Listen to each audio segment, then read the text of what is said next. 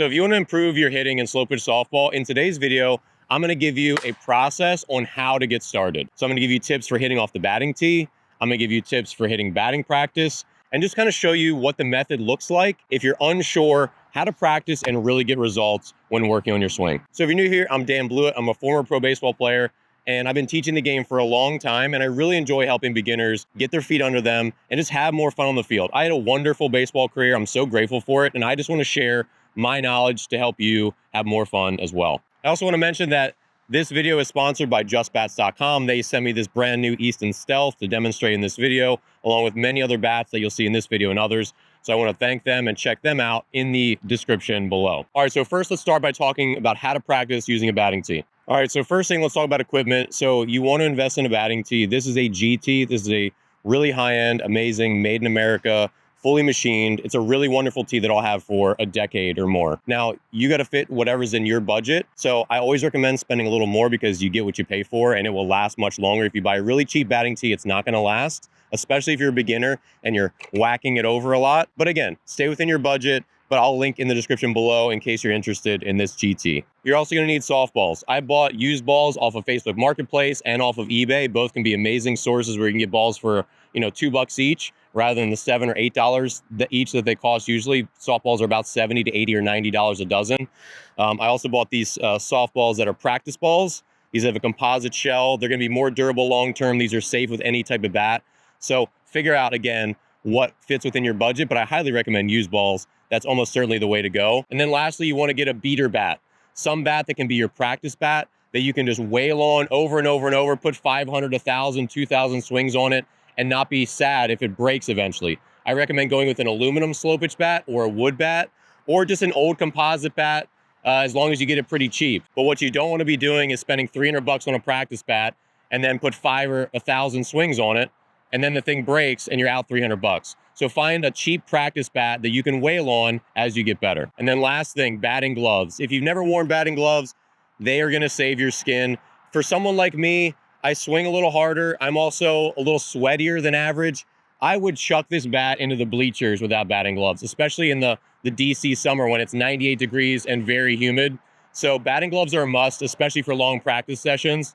So if you haven't purchased them before, $30 is about the basement, and they're going to be less durable. You get what you pay for. You spend more money. You get thicker leather. You get better craftsmanship. Again, stay within your budget, but batting gloves for practice, I think, are a must. All right, so first tip, when you're working on your slow pitch swing, the first thing to do is you need to be very deliberate on your setup. Figure out what batting stance works for you. How wide are your feet? Are you starting closed? Are you widening up? Where are your hands? Are they high? Are they low? Are they medium?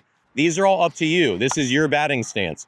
But when you come to hit off the tee, you don't want to be here one swing, here one swing, here one swing, here one swing. And so you need to be very deliberate and tell yourself, these are my mechanics today, because you don't want to take 50 different swings with 50 different stances or just not pay attention to the fact that, okay, on some of them, my feet are starting here, and on others, my feet are starting here, and then others, my hands are starting here. So number one, you need to get robotic. Every swing starts the same way, you stride the same way, and you finish the same way.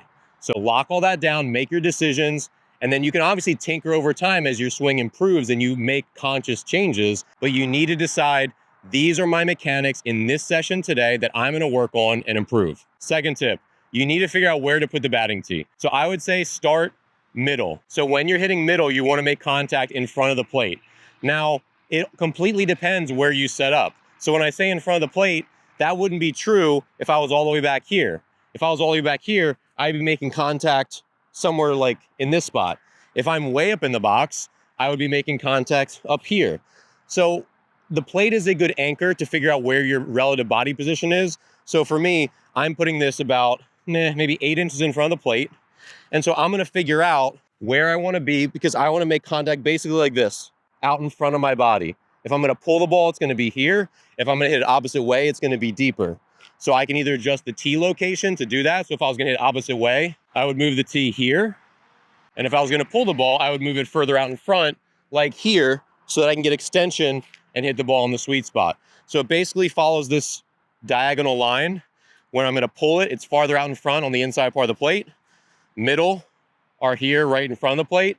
And then opposite way is deeper on the plate. But your baseline when you start is just figure out where you want to start. If you're hitting middle, if you're hitting opposite way, or you're hitting to the pull side. So I'm going to start by hitting middle. I'm going to sort of like figure out where I want to be. This looks pretty good. And then I'm going to take my swing. So I left this bad swing in for a reason, which is that none of us are perfect.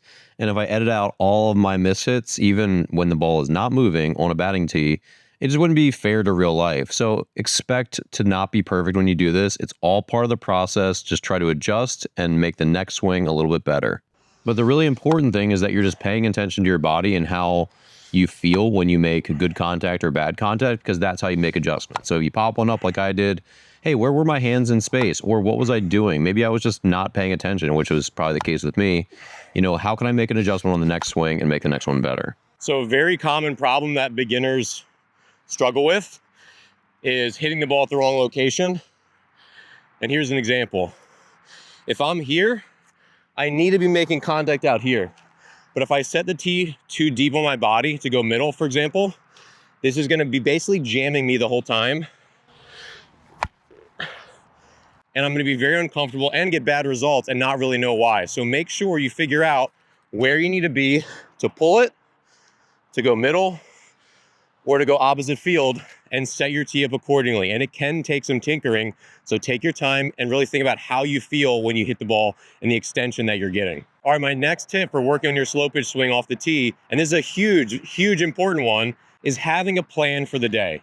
What are you working on this day? One or two things only, that's it. Not your legs, not your hands, not cutting the ball, not 17 different things. One or two things that you can really drill down on and improve at. So let me give you an example. In my last week, I had a lot of pop-ups. I could feel my hands dropping, and I had good pitches to hit, and I was getting under them and skying them in the air. So today, my focus is hitting the middle or just below the equator, swinging down on the ball and really feeling my backhand not dropping. I want to feel on top of it. So if I chop some, that's fine. I just don't want to hit any pop-ups today in practice. And when I do, I want to feel the difference and make an adjustment. I'm going to work on high pitches, and I'm going to work on some low and outside pitches, because those are the ones I struggled with in the past week. That is my focus. I don't have a mechanical focus today, except for where my hands are and feeling on top of the ball. Now, your focus might be, let's say, I'm inconsistent with my stride, and sometimes I stride here, or sometimes I land open, my foot's not down. Your focus might be, I want to really make sure I get my stride down before my hips start to rotate. That's a great mechanical focus. And that might be the biggest thing. Like, you don't care what happens when you hit the ball. You just want to make sure I feel my heel hit, and that's where I'm comfortable. Or your goal might be to hit opposite field and work on that because you've struggled with that in games. That's a great goal. I'll set up my tee deeper on the plate. I'll make sure I'm in the proper position to drive it the opposite way. So no matter your focus for the day, make sure you have a plan and you're very intentional about the one or two things mechanically or approach or in your swing, whatever it is, that you want to work on in your tee session. All right, my next tip is to take your time, especially with beginners and especially with a partner. People will just be hitting the ball, feeding the tee, hitting the ball, feeding the tee, and it will wear you out. And if you're just rapid fire, hitting one after the next, you're not gonna have time to say, okay, how'd that last one feel? What adjustment am I gonna make? And to also visualize what you're trying to do. Between every swing that I take, a lot of times I'm just locked in on the ball and just seeing the flight path that I want. Or a lot of times I'll visualize the pitch coming in and this is its terminus. And so I'm thinking, okay, there's the pitch. There it is. So you need to take your time, slow it down, think about what you're doing, make adjustments, and then move on to the next swing. My next tip for hitting off the tee is watch the result. And this seems obvious, but the question is, what are you looking for? How are you determining what's a good hit and what's a bad hit? I like these balls because they have their alternating colors, right? Of these, it's one big cover, but there's the dark green and there's the lime green. And this is gonna give me feedback on the spin as I watch it fly. So for me, I'm good at hitting line drives already. I wanna start getting a little bit on the bottom half of the ball to get more backspin line drives. So I could hit one hard and say, that wasn't the one I want. I could hit one a little less hard and say, okay, yeah, I'm on the right path, because even though I didn't square that one up quite as much, I still was a little bit more below the center line and got better spin. So that's just one thing that I'm working on, but I'm really observing the outcome, not just on a hard hit versus soft hit, but also a spin basis. Now that's completely up to you what that looks like. If you're just trying to hit more line drives and less rollover ground balls, then it's gonna be really easy to say, okay, that was good, that was not good.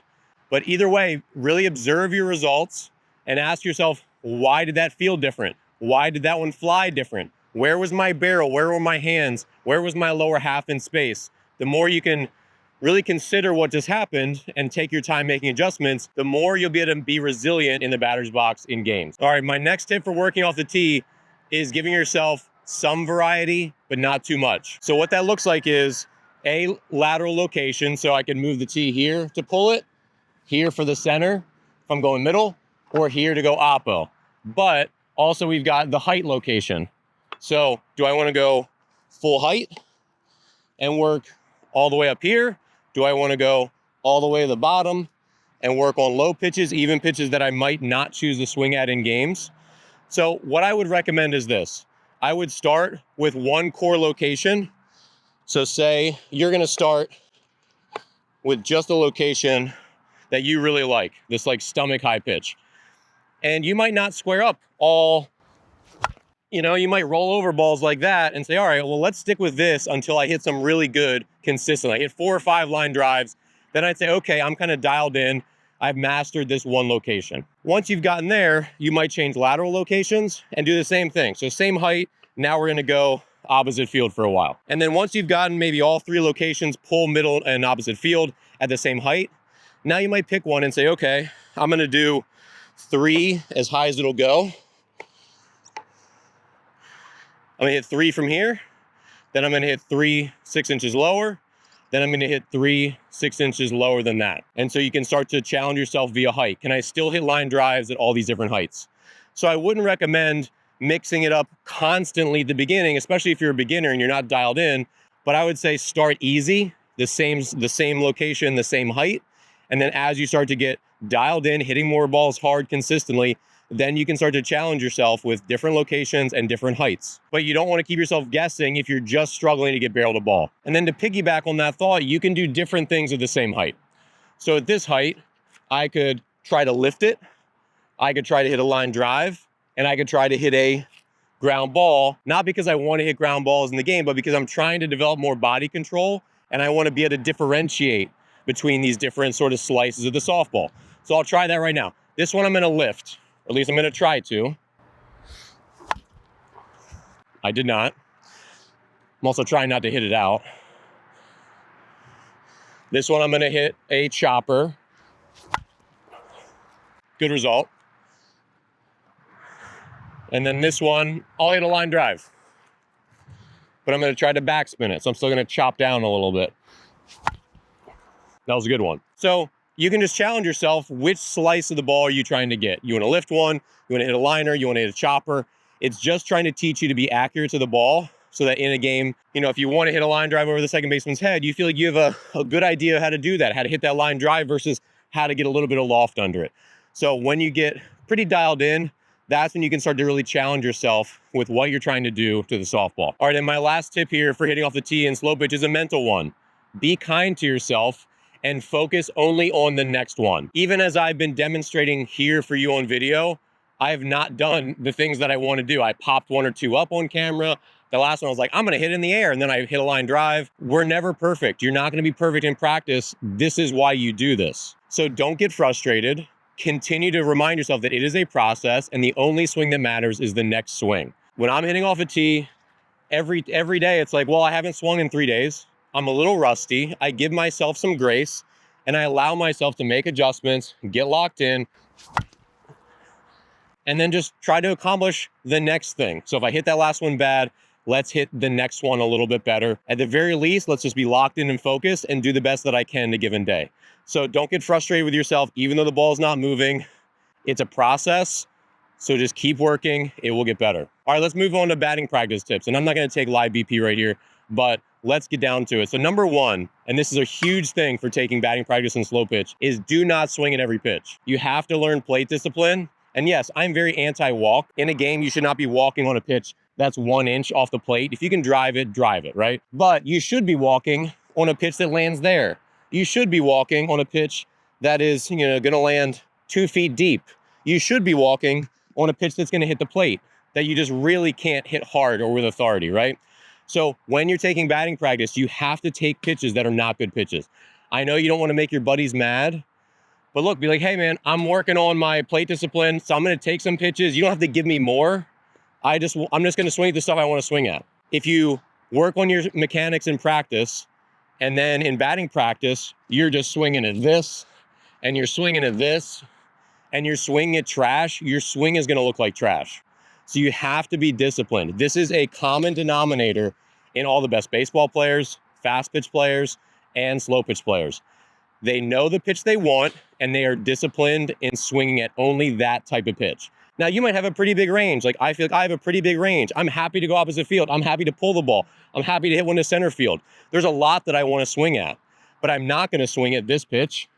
I'm not going to swing at this pitch. I'm not going to swing at this pitch. I'm not going to swing at this pitch.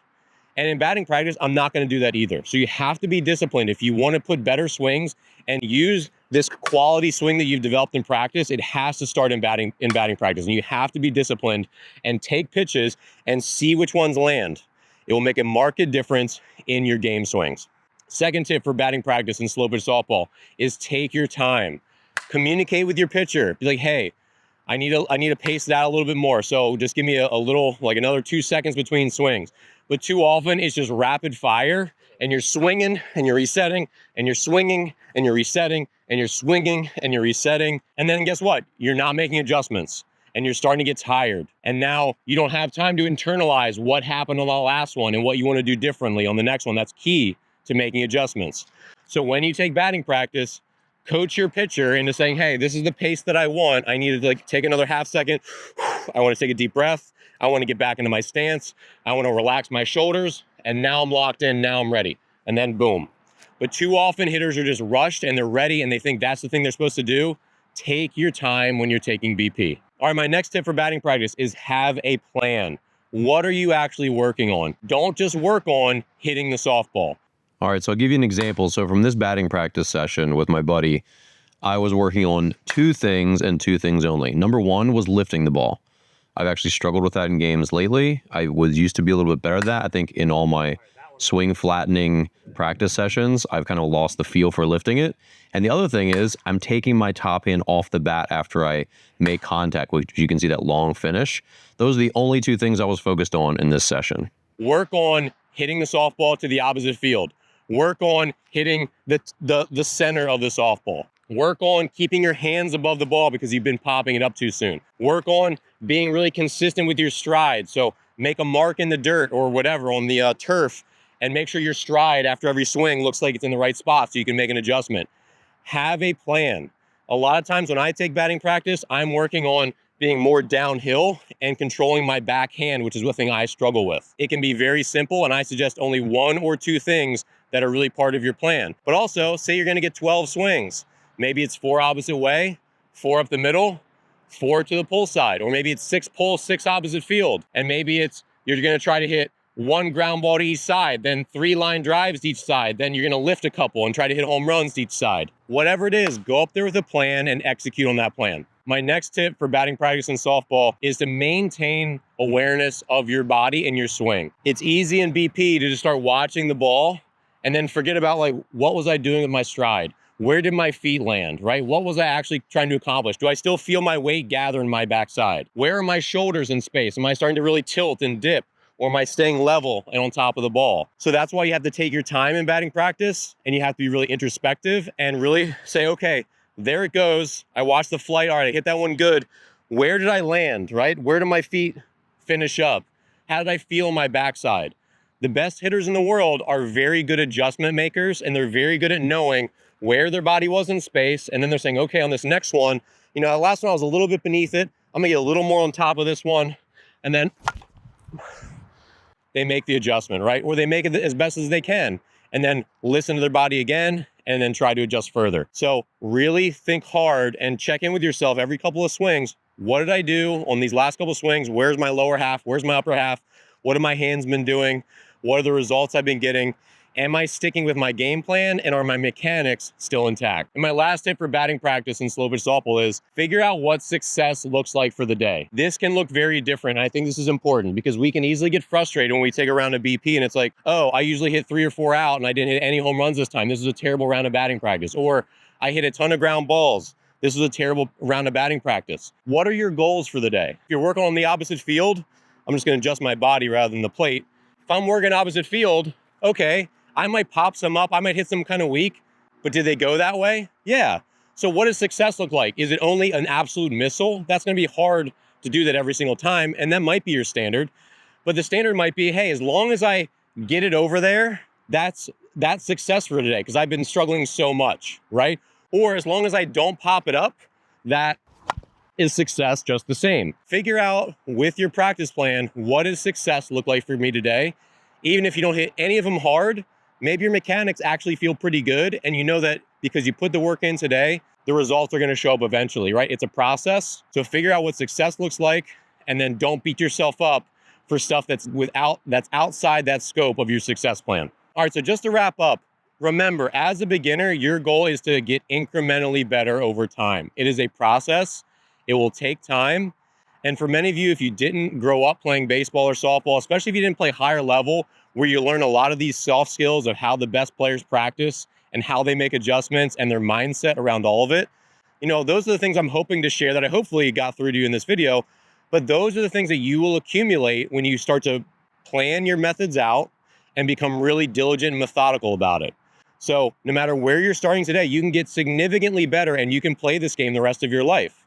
So that's why it's so important to have a routine and have a method and to be diligent and kind to yourself and persistent in what your goals are every time you swing the softball bat. All right, so thanks so much for watching. If you have any questions, leave them in the comment section below. I also want to thank again my sponsor, justbats.com, for sending me all the gear and really being in my corner to help me make more great slow pitch softball content for viewers like you. Thanks again for watching, and I'll see you here in the next video.